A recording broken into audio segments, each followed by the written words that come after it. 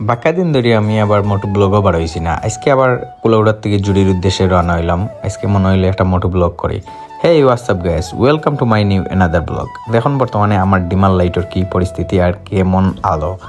আর আসলে এখনের ওয়েদার মোটামুটি ভালো, সুন্দর, খারাপ নাই। হঠাৎ বৃষ্টি, হঠাৎ মেঘ। আর বৈশাখ মাসের তো আসলে ইলাও ওয়েদার থাকে।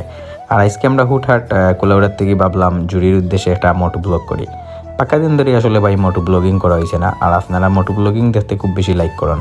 আসলে আমি সবসময় চাই মোটো ব্লগিং 7-8-15 দিনে একটা দিতাম, বাট ভিডিও এডিটিংয়ের কারণে রে ভাই ব্লগ তেমন একটা করা হয় না, বা প্রচুর ভিডিও থাকলেও ভয়েস ওভারিং করার কারণে মানে প্রত্যেক ভিডিও ছাড়া হয় না। আর আপনারা সবে ভিডিওর গুণটা দেখবা, লাইক কমেন্ট শেয়ার করবা, ফলো দিবা, ইনশাল্লাহ নতুন নতুন ভিডিও পাইবা। আর আমি ইন্সপায়ার হইলে আপনারা মানে লাইক কমেন্ট শেয়ার দিয়া সবসময় পাশে থাকলে সবসময় আপনারা নতুন নতুন ভিডিও দেওয়ার চেষ্টা করুন।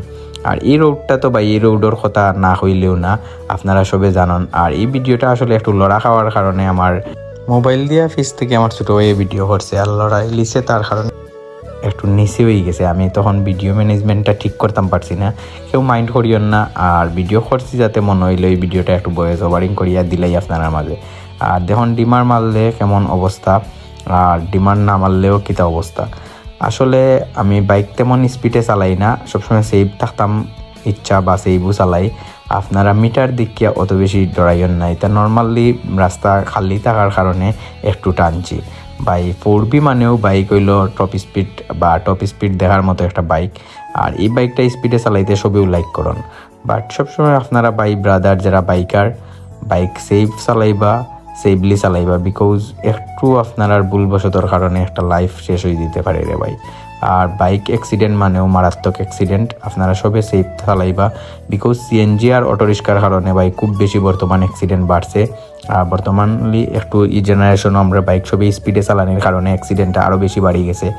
আর কোনো সময় দেখা যায় ভাই বাইকার তার দোষ 1%ও থাকে না, বেশি সিএনজি আর অটোরিক্সার দোষ থাকে।